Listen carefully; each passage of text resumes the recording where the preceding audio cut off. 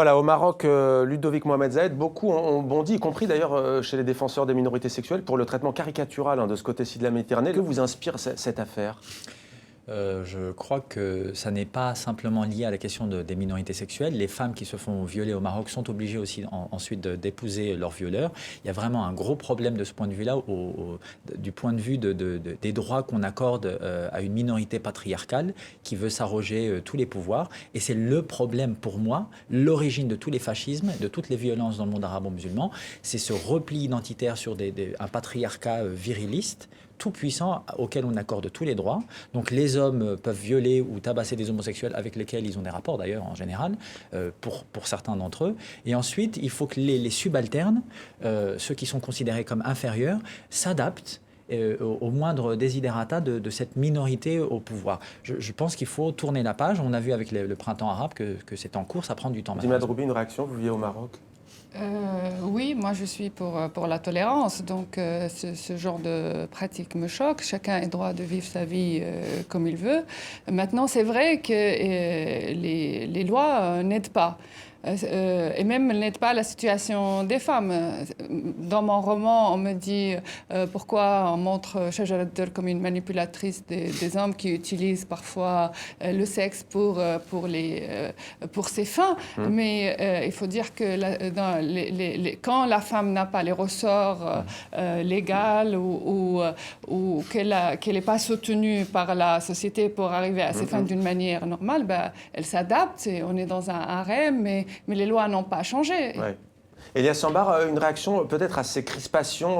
Ludovic Mohamed Zayed disait qu'elles existaient des deux côtés de la Méditerranée. À quoi les imputez-vous ? De l'autre côté, patriarcat, religion, tradition, voire crise économique et sociale ? C'est une conjonction de raisons.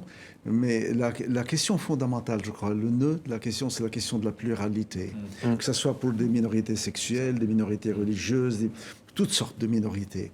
Ce n'est pas uniquement le problème, bien que dans le cas précis des minorités sexuelles, il y a une espèce de traitement quand même très, très violent, très, très souvent. Le statut des femmes. Vous savez, vous voulez savoir dans n'importe quel pays du monde quel est le niveau de la liberté, regardez le statut des femmes, vous aurez le meilleur moyen de calculer le niveau réel de l'aune du calcul de la liberté, c'est très souvent le statut des femmes. Ouais. Donc, mais tout cela revient à une question, une seule, la pluralité, c'est-à-dire, sommes-nous ce que très profondément nous sommes, à savoir des sociétés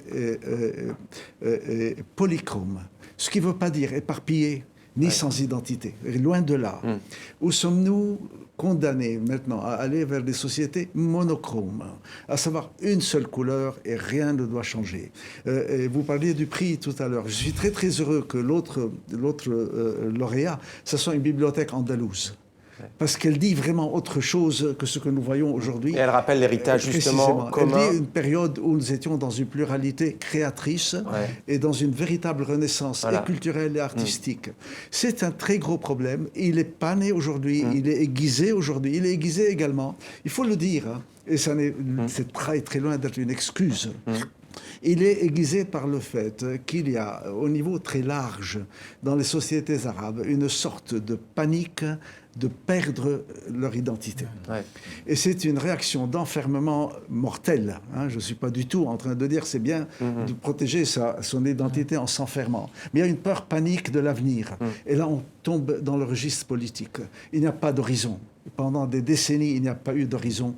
Et aujourd'hui, les gens ont donc une espèce de fiction de ce qu'a été leur passé, vers lequel ils se précipitent, en se disant, bon, nous allons retrouver une pureté des origines. Or, vous savez, nous avons toujours été extrêmement créatifs quand nous étions pluriels.